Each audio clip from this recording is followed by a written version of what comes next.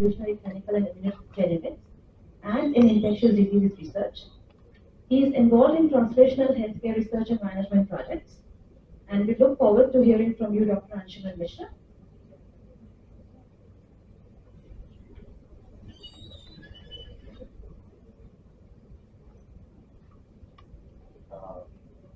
Thank you very much for the introduction, Honorable Chairman, both co-chairs, and dignitaries in front of me, our Guru Professor B.D. Dubey sir, and all the experts coming across different parts of India and students. Now I'm going to talk about the climate neutral biosensing for personalized healthcare. So the theme of the EdNet, which is referring that translating human evolutionary history to precision medicine. So I would like to discuss some points on these topics. I am Professor Herbert Fellow from Institute of Advanced Material.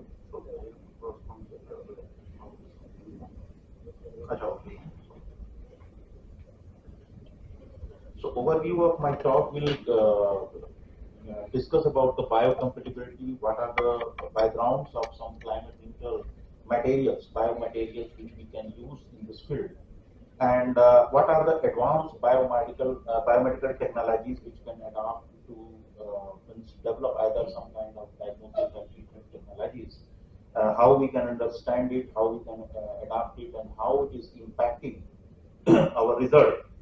And most important thing which we have to discuss here is to climate neutral things, and then how we can develop a sustainable prognosis model, and what are the roadmap, and how we can solve any kind of issue, even big issue like the pandemic things, by our effective healthcare management. So this is what I am going to discuss in this talk. So before we start this talk, I would like to emphasize on sustainable development goals of the United Nations. So we have to understand our priority of climate neutrality. So there are several 17 goals which is come under 2030 Agenda of Sustainability Development adopted by all United Nations members in 2015. And the Paris Agreement is legally binding international treaty on climate change, and it is also adopted by 196 parties at COP21 in Paris. So overall is we have to focus and find out what are the important segment where we have to focus our results. So if you see the all over world countries and their position, how they are framing their policies to achieve the climate neutral goals. So some country has achieving it in 2020, some in 2030, some in 2070. So according to that, we have to work. We have to transform our everything, all kind of business, all kind of healthcare things, all kind of research, in the same direction, which address the net zero or net zero technologies, like what we have to avoid, what we have to reduce, what we have to invest, and what we have to innovate. So every direction we have to fix our priorities. And if we talk about the implantable delivery system, we can see that dynamic biological interfaces we can understand by either different kind of sense is there, magnetic, electric, light, temperature, magnetic pH, enzyme, ATP, all kind of ionic strength. So by which we can develop any kind of sensing thing and in any kind of sensing materials. So I would like to focus here 2-3 things, like paper, glass, silicon, which is inorganic material, and all kind of materials which can be used for developing any kind of device or any kind of health-related technologies. They have definitely some advantage and disadvantage.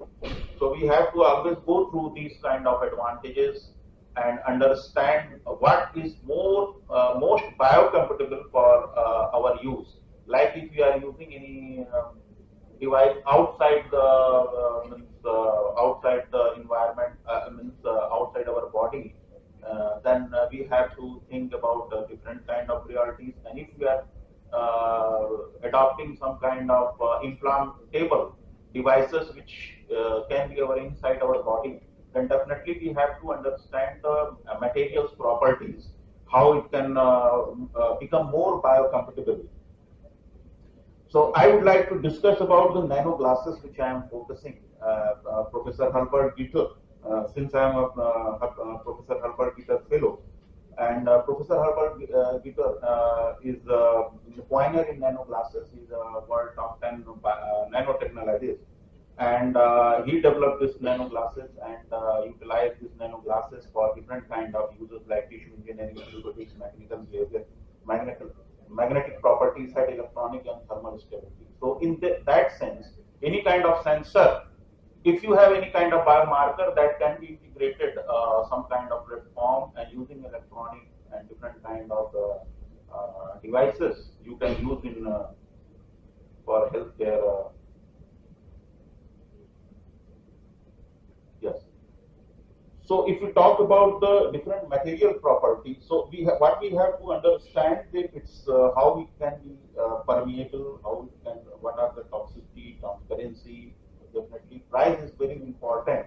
After pandemic, it is proved that cost effectiveness we have to always think in any kind of healthcare material. And sensitivity and specificity also another thing which we can we have to evaluate before delivering any kind of diagnostic or treatment things, because as much as sensitive and specificity will be there, your device or your technology will be more effective. And then if we talk about nano glasses, they have different kind of characteristic like physical, medical, and characterization we can see. Then in medical perspective, it can be used as a sensing material. It can be developed in an implantable device which can be used inside the body because of its inert character, and it has an anti-infection property. So no, there is no any kind of chance of internal infection. So overall, any biomedical technology, it should be address multidisciplinary research where different kind of expert group from not only chemistry, biology, physics, engineering, and also social also, which because we have to work if we are working with the social structure. So socio-economic businessmen, everyone should be addressed in development of biomedical technologies and devices, and we have to adopt several things because we have a very less time. So I will just give outline of all this my overview of my talk. So if we talk about the biomedical technologies adaptation, so definitely we have to think about multidisciplinary research, which is mostly, if we talk about the disease, then genomics and proteomics, of course, is the major field. And if we talk about the advanced technology, many technologies come like digital technology, AI, biosensing, bioelectronics, cloud computing is a very, very revolutionary technology where we can handle enormous data. Whatever the data we can handle, we can share, we can utilize, we can analyze. And so role of artificial intelligence is also one of the important things which we can adopt in our research. And definitely genomics is play very key role in finding out the emerging disease. So all this work I had done, where I have worked on virus and bacteria and find out what are the conservative region which can be identified for diagnosis purpose in the cheapest cost-effective manner just by the PCRs. And if we talk about the advance in organ on a chip material and devices, this is a very important field where we can develop organ specific kind of chip, which is based on some biomaterial, eco-friendly material. So these organ and chip material and devices can be can work as a next generation biomedical devices where we can can connect it with through IoT devices and smartphone and can monitor real-time monitoring of all kind of biophysical things going on in our, inside our body. So this we have I had published as a first author with Vishal from Taiwan in ACS Applied Biomaterials. And then what is the most important thing? Paper-based diagnosis. This because due to the pollution, we can see lots of devices is made up of plastics. So how we can, if you see, I am not showing here data, but if you see the all kind of medical waste is very, particularly plastic-related waste is the one of the biggest problems in environment. So any biomaterial-related diagnosis device development will be very effective in climate neutral perspective. So any kind of healthcare, environmental analysis, food analysis, clinical analysis, drug screening, paper-based devices is very important. So I had given all kind of overview in this article, which is published in Biosensing and Bioelectronics. So overall, if we would like to develop some organ-on-a-chip material, definitely there are many kind of materials available like scientific hybrid. So definitely we have to focus on natural materials. I would like to refer some collagen, gelatin, fibrin, hyaluronic acid, ketone, alginate, any kind of biopolymers which you can find that it is eco-friendly. You can use in your any kind of healthcare devices. So development of any kind of devices which can be inside our body, particularly kidney-related disease, liver-related disease, we can develop a lung on chip, heart on chip, gut on chip, heart on chip. So many liver on chip, tumor on chip. So many new revolutionary healthcare this kind of implantable things develop, which can sometimes produce enzyme outside the body, which you can use from your tissue, and you can use it.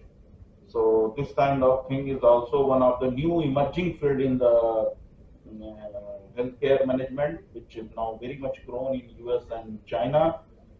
So overall, if we would like to address the pandemic-like disease, so definitely because India has a very big population, and we want to give any kind of effective solution, definitely we have to think about the cost-effectiveness very much. So in that sense, digital technology we have to grow as much as so that we can give any kind of control mechanism in cheapest way. So nowadays you all can see that wireless healthcare system is developed very much, which is coming in smartwatches and everything, where you can do all kind of real-time monitoring of all your biophysical mechanism of your body. So definitely role of the sensor, role of the biomarker, and role of their adaptability. So all these things come under this research. So this is the emerging field. So if we talk about the sustainable prognosis model, so I had developed this model where we have to focus on, if we discuss about the diagnosis, so definitely there are many methods in the treatment, in the control. So any kind of balanced environment diagnosis devices or any kind of justified socioeconomic control method should be a sustainable prognosis model. And this I had published as a first author in Journal of Infection and Public Health. And this chemical, what are the important innovation, adaptation, and impact? This is very important paper which I had published in corresponding author in Journal of Indian Chemical Society. And we have to firstly understand the roadmap of any prognosis model, which come from diagnosis to treatment. So we have to understand the risk, relevance, and the roadmap if we are developing any sustainable prognosis model. What are the policy, what are the strategy, what are the inclusion, what are the adaptation, and what are the diagnosis methods, monitoring, how you would like to follow up the cases, and what are the prevention methods. So these all are the public health models which we have to make sure always. So if we this study I had done in Korea, and where I had worked on what are the challenges for Streptococcus infection and how we can develop an environmental control model in aquaculture. So same way, what are the role of artificial intelligence? This I had published in book chapter, but one of the important thing that if we believe in, we cannot adopt a single healthcare model for whole country. We have to think about the regional healthcare model. Effective, every regional means very regional, very specific for considering all kind of risk. And then I would like to conclude my talk with the health life exemplified by the better healthcare management and recent technology development along with eco-friendly prognosis aspect is the best strategy for any kind of health issues. And eco-friendly biomaterial psychochemical properties have been broadly exploited in numerous fields, including biotechnology and medical field, dental field. So we have a great opportunity of our biotechnologies to work on this field, and several advances already has going on, and now people are thinking about the automated and implantable device which can be used for pre-prognosis strategies before the disease. We can prognosis definitely genomics. Many our previous speakers they describe about all kind of precision medicine and everything. Uh, so climate neutral products which reduce the cost and risk by eco-friendly method, and thus the risk of transmission and infection progression can be mitigated. So this is overall my overview of this talk, and this is the just before coming I had taken the picture. I think just 1 week before we have a northern light, and this is the snow condition in, when I come here. Then it's 35 degrees centigrade. So thank you very much, and I would like to acknowledge the International Association of Advanced Material IAAM for our kind of funding and support for me. So if any would like to contact me for courses, so our institute runs lots of courses for the students registered for any kind of PhD program or government of India, anywhere. So they can register our 6 month, 1 year courses, online courses, and definitely digital courses are also available, but it is costly. And we have some special issue also, Journal of Genetics, Frontiers, and Medical Technology from Frontiers, and one more American for healthcare management. So you are, if you interested, you can publish your paper. It is open for next week. So thank you very much for the questions. Thank you so much, Dr. Mishra, for delivering your lecture well within time. So we do have time for questions. So in the meantime, can I ask you one question, Dr. Mishra? So we're talking about organ on chip. We know that some of these technologies are currently under development for past 2 decades. So what is the current regulatory framework on that? Like if you develop, that somebody developed this a drug, and they're using these for screening and to show whether what is the tissue distribution, say for example. So what kind of regulatory approvals are in place to make sure that when you have data from organ on chip kind of systems, then you actually straight away go to testing in human systems? So where do we stand there? You would like to know about the policies? About the current regulation. Regulatory systems, yeah. So actually there are different kind of regulation, because this is very new for many countries. So some countries they have not framed their regulatory network, but for if you talk about the US and other developed countries, so before that, means lots of ethical clearance and everything, where you have to take from where you are taking the tissues, what you are going to produce. So lots of documentation required for because in India it is in I think it is not developed. But for I think diabetes and this kind of disease where you need some kind of enzyme or some liver associated disease. But research is in primary stage. So I have not very much idea about the India, but definitely for the US and Europe, it is very strict, and lots of ethical permission, and for which patient you are taking as a best precision medicine. So, but the thing is that it is very encouraging, and step if it is really specific to you, and you have all kind of documentation, all kind of things. Definitely, it is very encouraging, and you will get it very soon. I don't see that there are questions, so I think let's thank all the speakers of this session for giving wonderful presentations.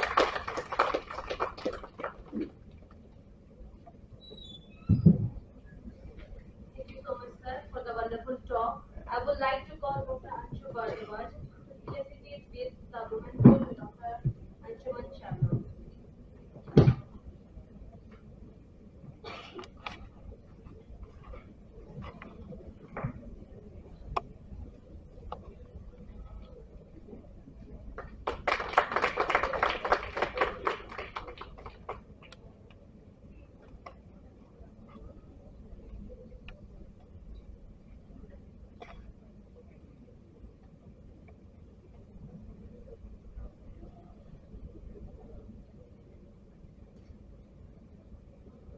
Now we would like to have a summary of the session by the chair.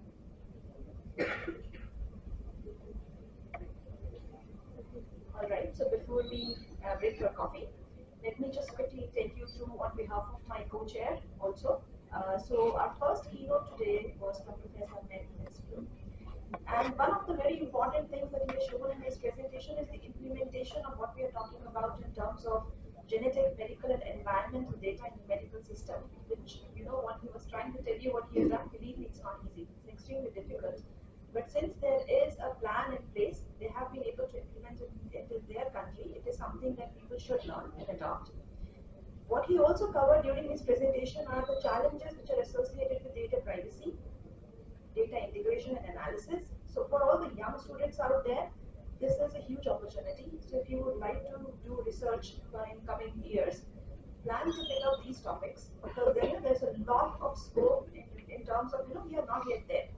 And we have to develop new algorithms and platforms in terms of maintaining data privacy, data integration and analysis. And as he also gave an example of how cross-population comparisons of polygenic risk score is a major challenge.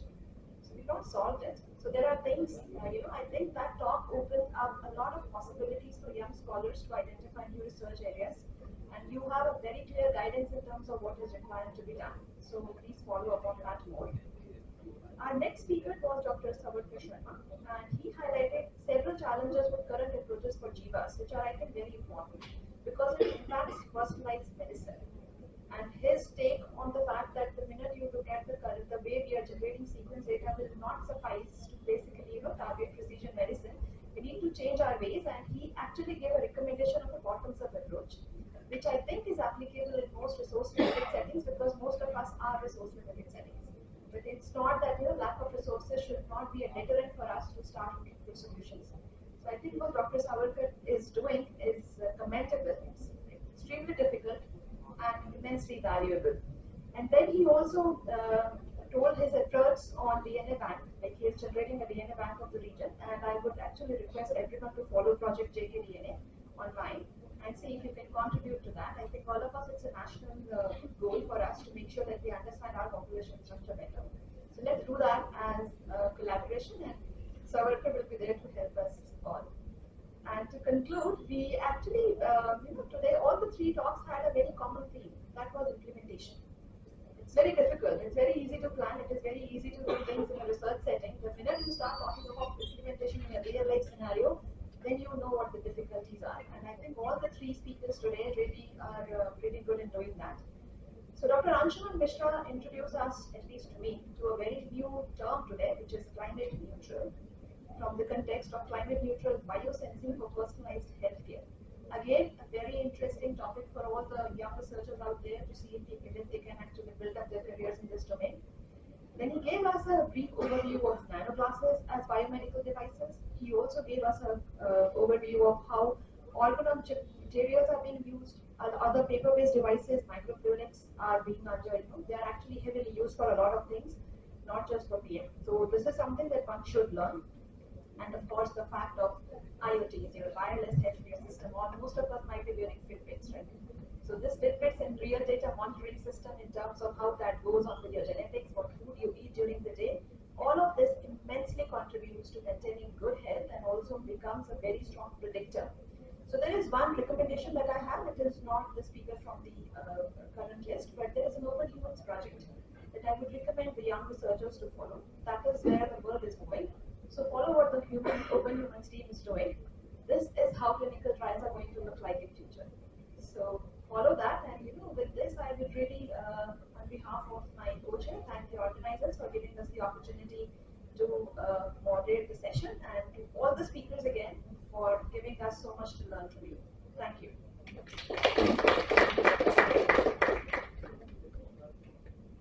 Thank you, ma'am.